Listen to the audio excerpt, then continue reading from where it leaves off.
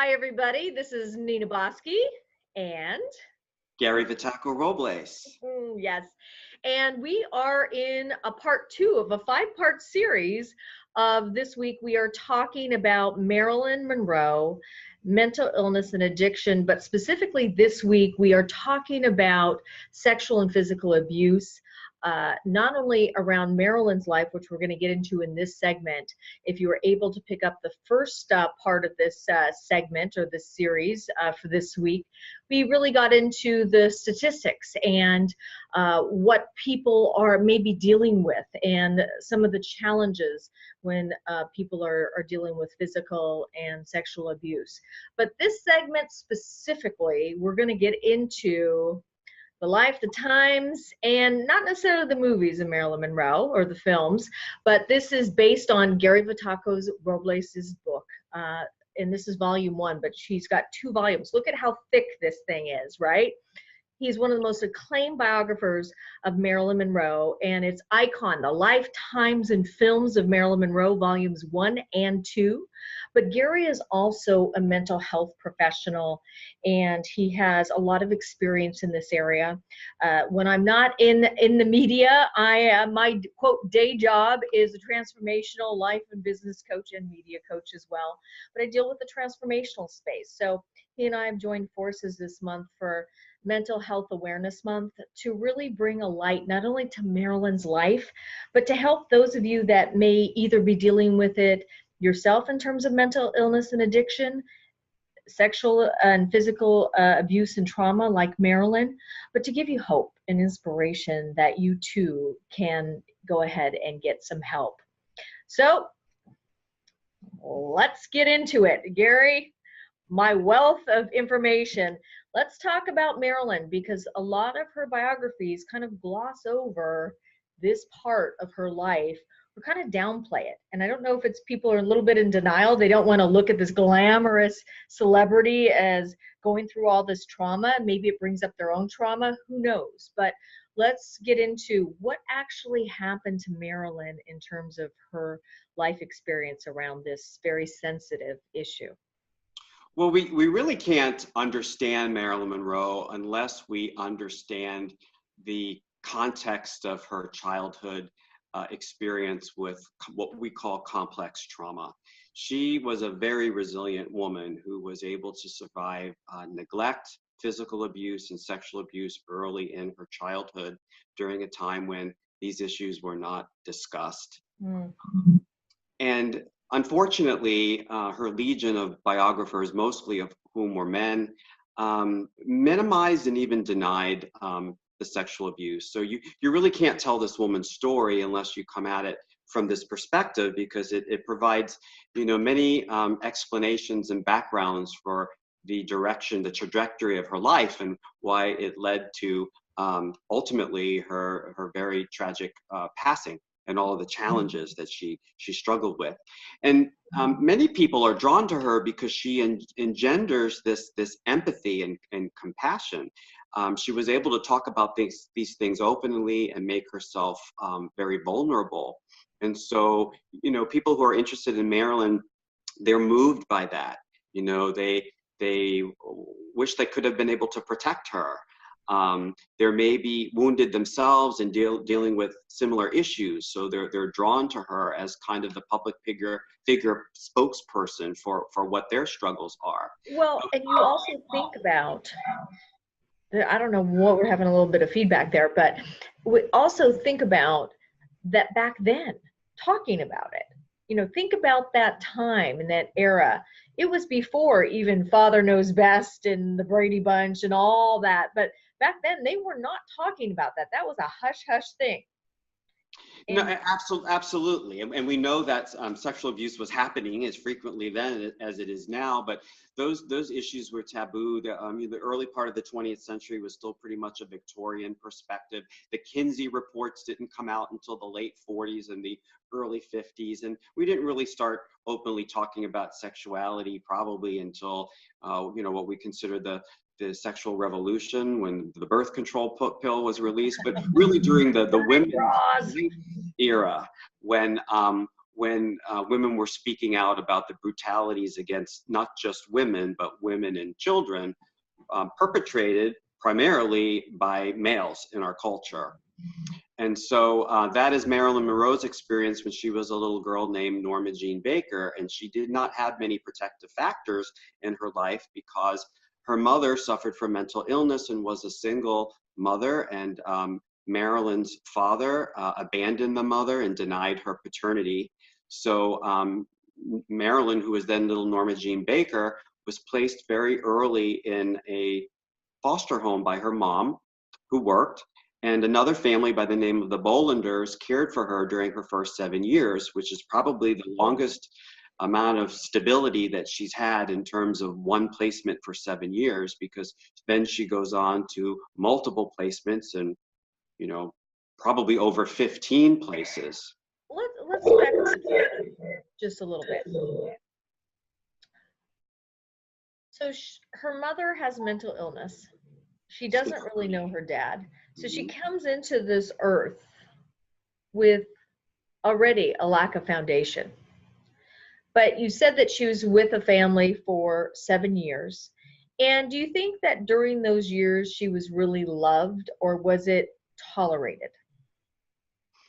Well, that's really a hard one to explain. And the best way, I think, to get to it is to look at how Marilyn wrote of that time. She did not feel close to the female figure in the home. The female figure, interestingly, she was hard of hearing. And so that made communication rather difficult. And so little Norma Jean felt a little bit safer with the husband, Albert, but he was a mail carrier and he was away most of the time. So the woman Ida took care of other children. She was actually a licensed foster home, but Gladys paid for this woman to care for Norma Jean. So there were other children in the home, some of whom Ida adopted. So Norma Jean wasn't the chosen one. And in the home there was strict discipline and what Marilyn later described as, physical abuse, really being beaten. So, this is a home where all of her basic needs are being met, but there's a lot of physical abuse, which in the day, there were different laws about physical abuse, but it seems rather excessive.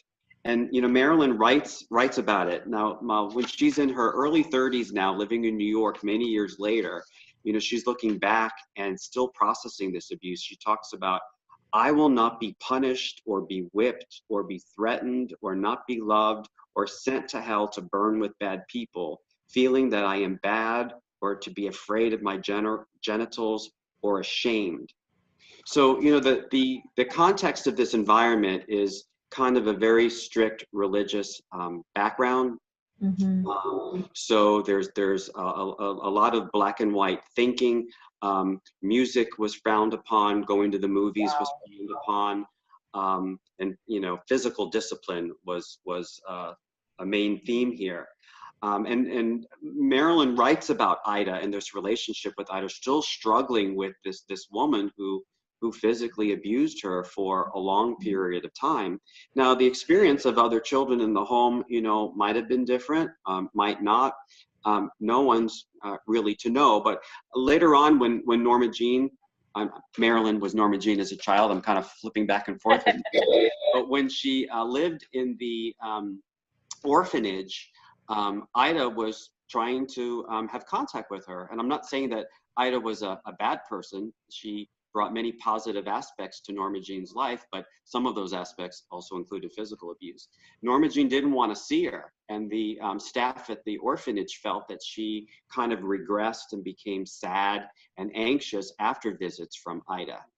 So there's a lot to be said about the impact of physical abuse in the Bolander home for that period of time. It was also a period of time when her dog was killed. And so she had a traumatic loss of a little dog named Tippy, who was rather kind of violently killed. There's various stories about how that happened. Might have been killed by a neighbor, might have been hit by a car, but little Norma Jean came home to see the dog dead and Ida and Wayne with like a hoe, and not quite sure if someone in the family even, killed the dog. So that takes on another level of context in this physical abuse in this household. So let me back up the truck here again. You've got a child being born whose mother has mental illness, is unstable, and gives her to the foster home. She her dad, she doesn't know her dad. Ida, she has back in the day, and I certainly, a generation of the baby boomers, certainly and beyond or before that, definitely grew up is children are designed to be seen but not heard. You have, you have clothes, you have a roof over your head, you have something to eat, but they're certainly not concerned with your emotional well-being because we weren't dealing with that necessarily back in the day. But you're also introducing, before the sexual abuse, a definite physical abuse that back then might not have been looked upon as physical abuse, but certainly today, when I talk about some of my grandmother's behavior, old school, Croatian, a woman, she'd bring out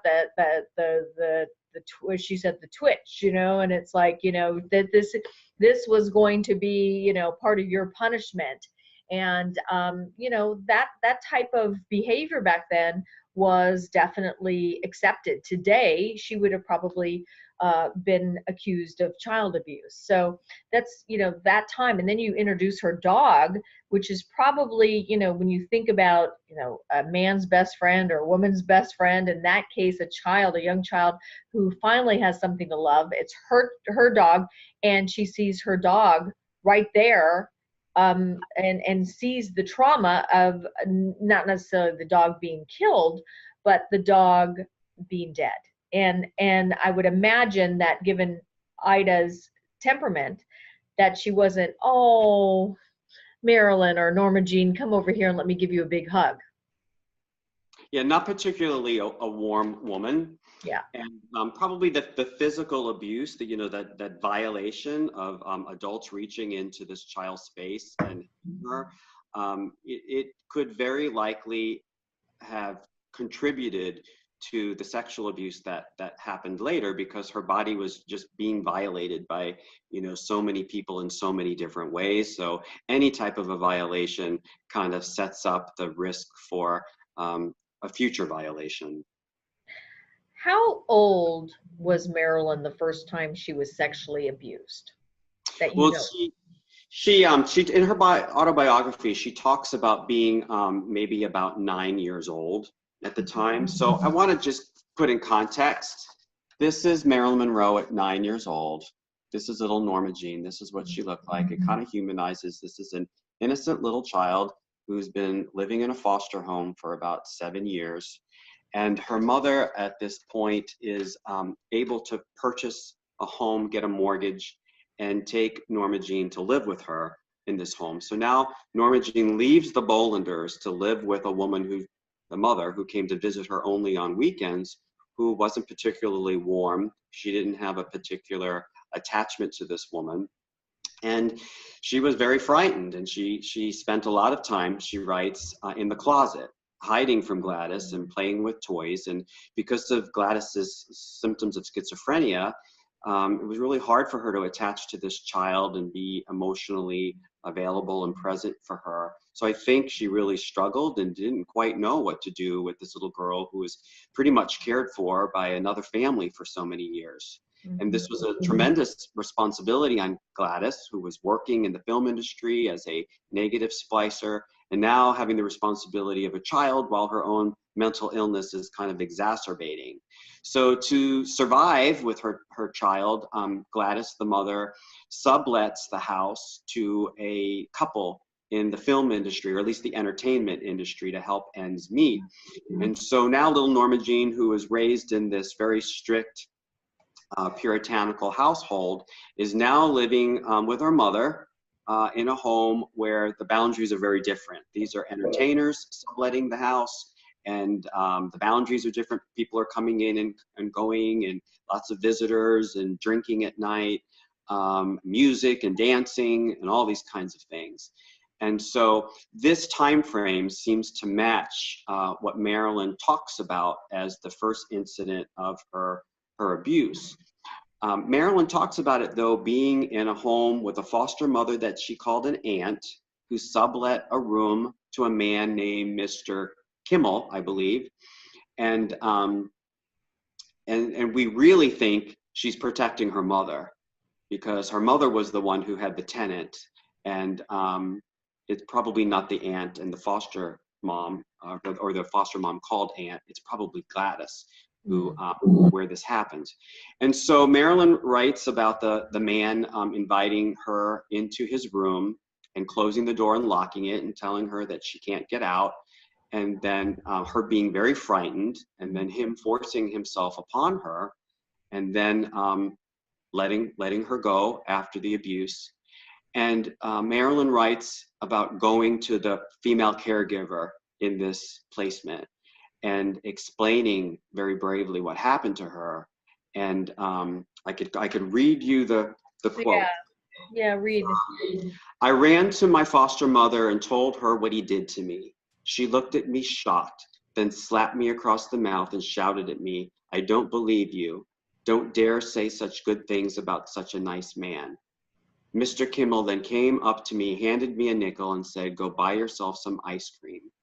I cried in bed that night and wanted to die. That makes me want to cry. It's heartbreaking. It's heartbreaking. I mean, you know, protective factors for children who are abused, I mean, they can heal, they can be resilient, you know, when the adults in their lives give them emotionally and developmentally what they need. And so this doesn't do this. This just shuts everything down. And if this indeed was her mother, that just kind of makes the situation worse, where her mom couldn't protect her. Now, when we look back, you know, the mother, this is not an excuse, but the mother was financially dependent probably on this family, and that might have been one of the reasons. There might have been other reasons as well why Gladys responded in this very negative way. Yeah, you know, you hear that with stories where family members come forward and, you know, they're already taking it such a brave act to come forward and finally tell somebody your truth, and to be shut down like that, it's got to be extremely damaging, especially with the fragmentation that she's already had experienced. I mean, you know, the first 7 years of her life were unbelievably challenging, and then you look at 9 years old, this on top of everything else. And so the offender isn't ejected from the house. What happens is Norma Jean is physically punished. So her body is violated again, and she's kind of held responsible for making up this lie and disbelieved. And so, you know, there's no focus on the fact that someone victimized her. It really is horrible. So she's feeling very responsible and maybe even guilty. Certainly not protected. And, you know, if we look back to Gladys's history, Gladys's mother, Marilyn's grandmother, Della, brought a lot of men into Gladys's life. And Della was working, I think, at Santa Monica Pier with an older man, an adult, younger than she, but certainly older than her daughter Gladys at the time. Gladys would have been a teenager. And Gladys winds up marrying this older man who worked with her mother. And she was pregnant at the time that she was married, and she was still a teenager.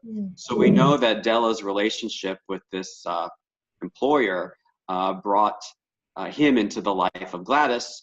There was clearly an age difference between them, which resulted in a pregnancy and marriage. So we're not quite sure how Della, or rather how Gladys would have even perceived sexual abuse, given all of her challenges.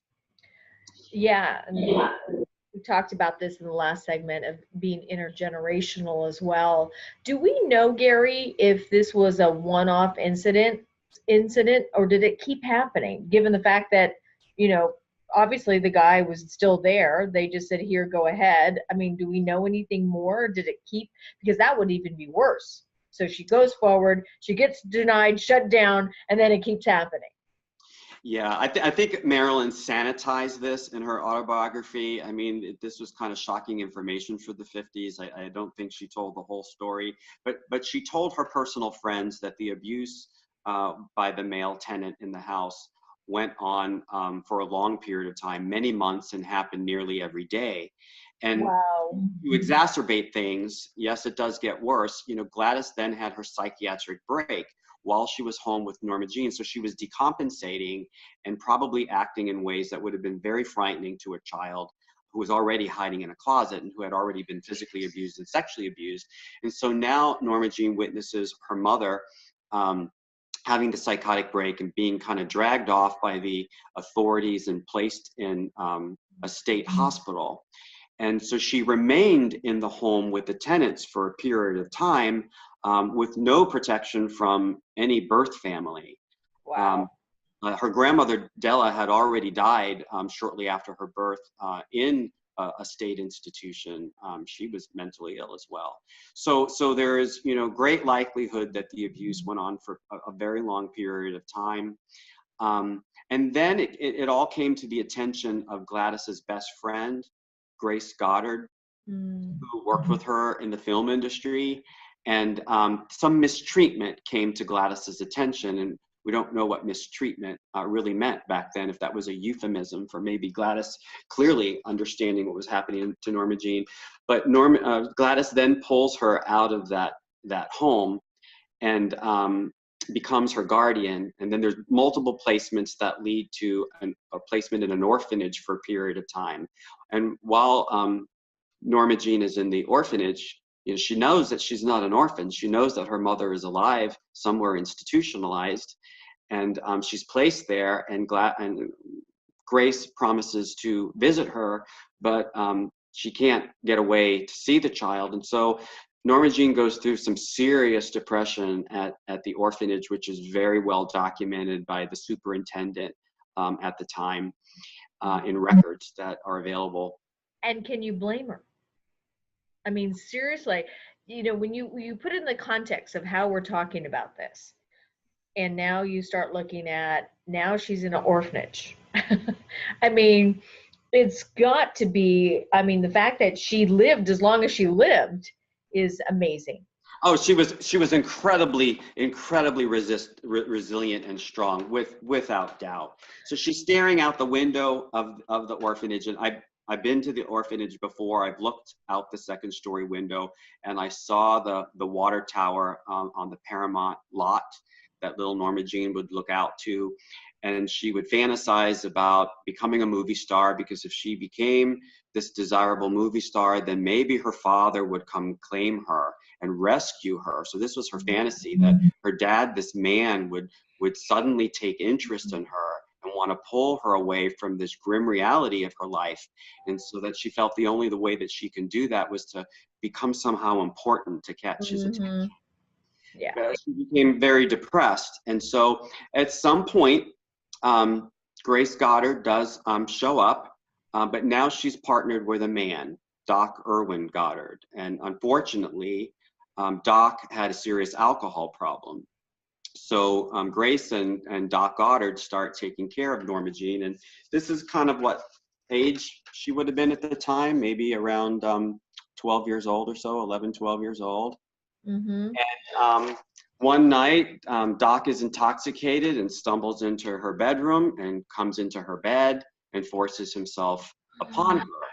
And so now we have another adult male offender who's supposed to be a protective father figure in this instance, and who is not. And what happens? Grace doesn't eject him from the home. She ejects Norma Jean from the home. Oh my gosh. You look at that. I mean, that is just, for people that only know just a little bit about Marilyn. I mean, this is such texture, and it creates the fabric of her life. I mean, this is, people will just go, oh, she was this or she was that, but what trauma to experience. And now we're at, round 2 of a different man that we know of. That we know of, certainly. And so where does she go live at this point? So she does have an aunt through marriage. So her mother's brother was Marilyn Monroe, And Marion most likely had a mental illness, like his sister Gladys, like their mother Della, like their grandfather Tilford, who took his own life. And so the uncle kind of took off and left his wife Olive and their three children living with Olive's mother. And so Grace thought that, you know, it might be appropriate now to place Norma Jean with at least someone connected to her blood family. So Olive is living in poverty because her husband has taken off and there's no real income coming in, and she's trying to raise her children in the Depression.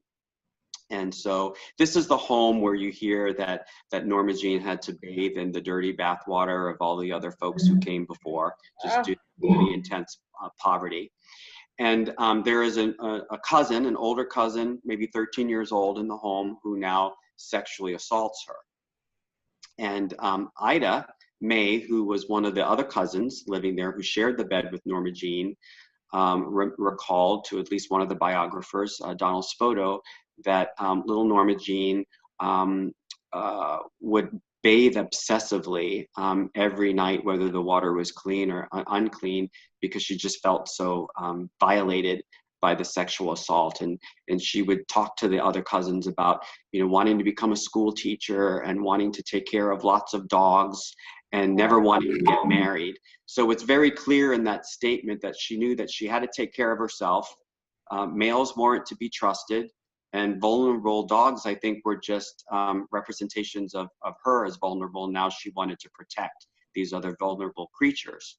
And so this is around the age that this happens in North Hollywood. And how old is she? Roughly around the time of her 12th birthday. So these photographs are kind of approximate. Wow. So does the abuse continue after 12, or does it start to subside?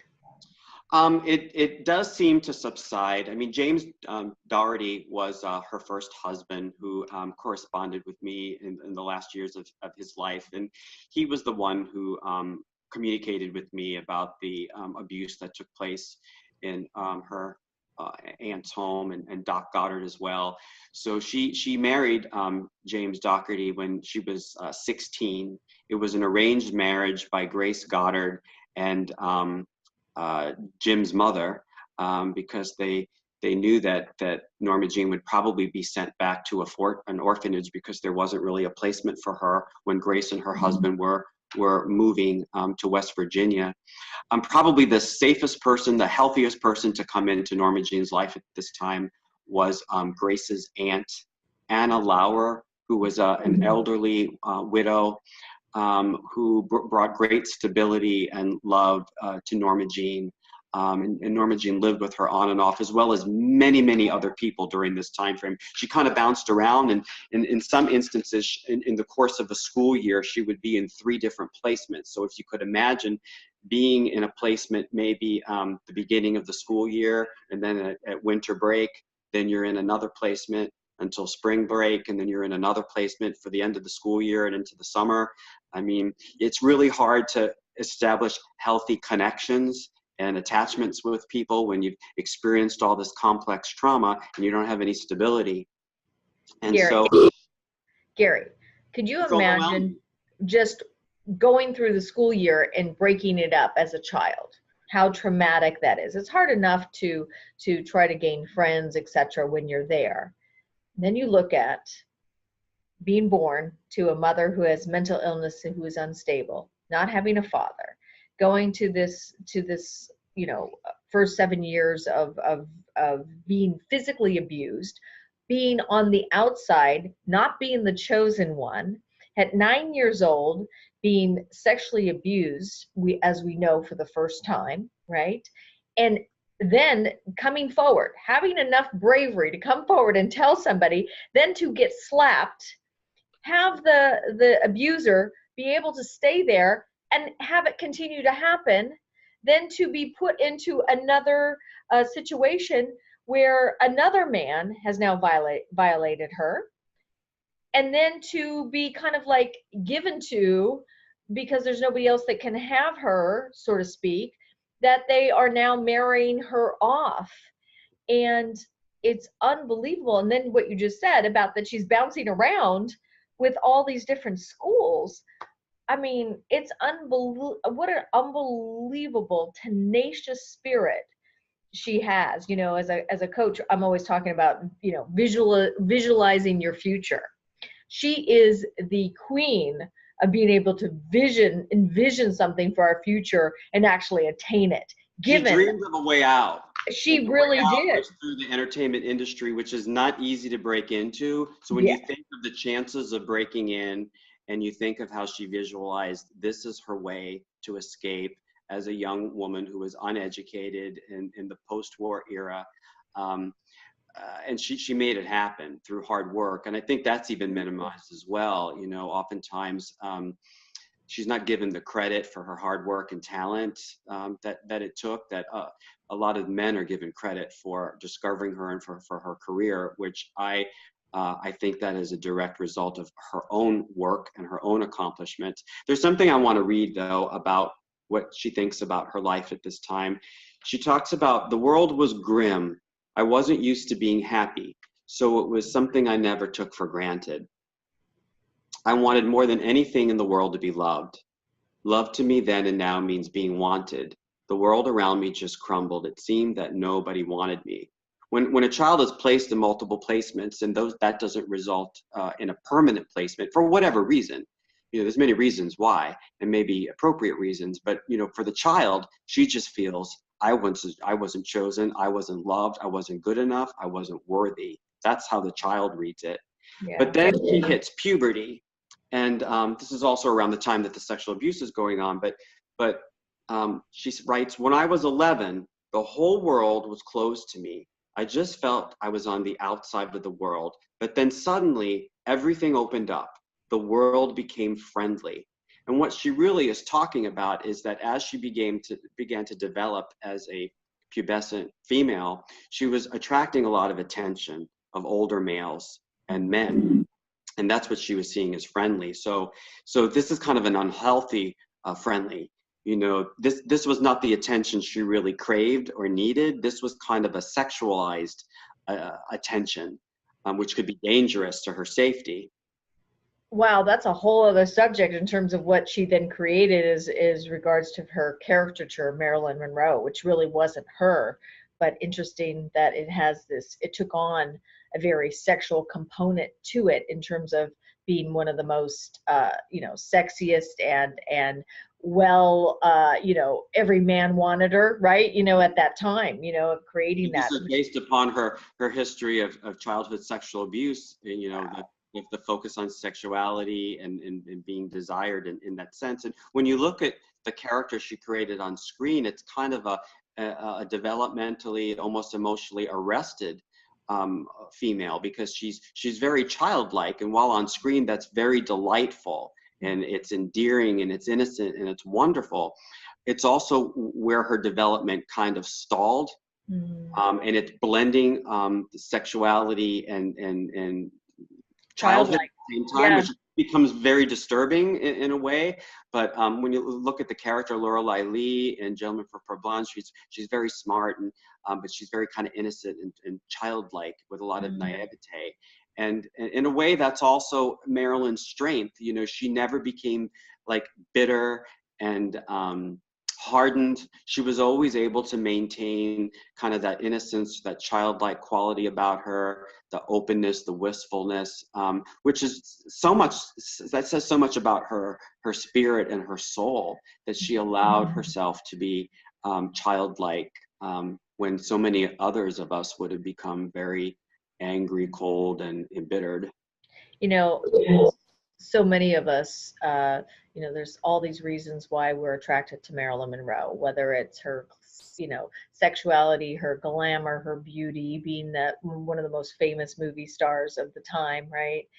But there's also that, and also the controversy around her death gets a lot of attention. But I would say, being in this space now for almost 7 years, and you for a lot longer, that it really is her vulnerability and her ability to show up and be real even though she kind of segregated herself between Norma Jean and Marilyn Monroe. It's that vulnerability, that ability, that childlike quality that we see in children that makes us want to open up to them, because there's that authentic self that, especially as a movie star, not only then, but today, that realness is, many times just a facade. And with her, she always, when she came forward, kept that sense of herself. It would come through, and we'd still get it, even if she was in her Marilyn Monroe persona. So let's and children were very drawn to her. Because and animals. Childlike herself and animals. She had really wonderful relationships with the children of her friends, and many of them have gone on to talk about just how wonderful she was to them, and how connected they felt to her as an adult, which where maybe they couldn't feel that connected to other adults because they related to her in a different way.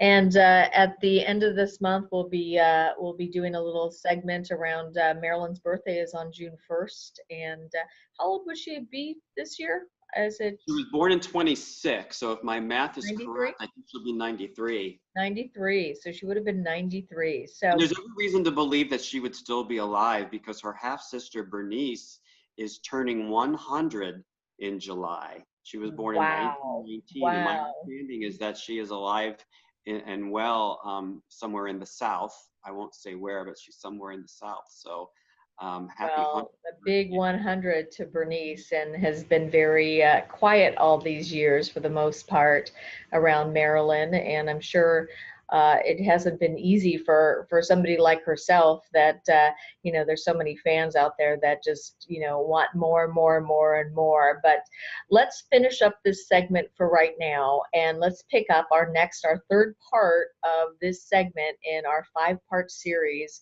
around Marilyn. We've been talking about her physical and sexual abuse. I know this is not an easy segment for those of you that love her dearly to witness and to hear. I know for me it was not easy to listen to this, but I think that to understand Marilyn and to understand her full and entire life, let's not gloss over these issues, because glossing over these issues does not get us anywhere, whether it's Marilyn Monroe or your own life or your loved ones. So join us for our next segment, where we're going to talk about what you can do if you yourself have experienced this type of trauma, or you may be concerned about somebody that may be going through it.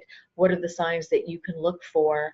And then where can you get help and the resources and the support? And that, I think, in terms of Marilyn's legacy, would be something that she would stand behind. And let's use, and you've heard us say this in the Goodnight Marilyn radio show where this all got started, is let's turn her tragedy into a transformation and use her legacy for something good. We'll be back in just a moment.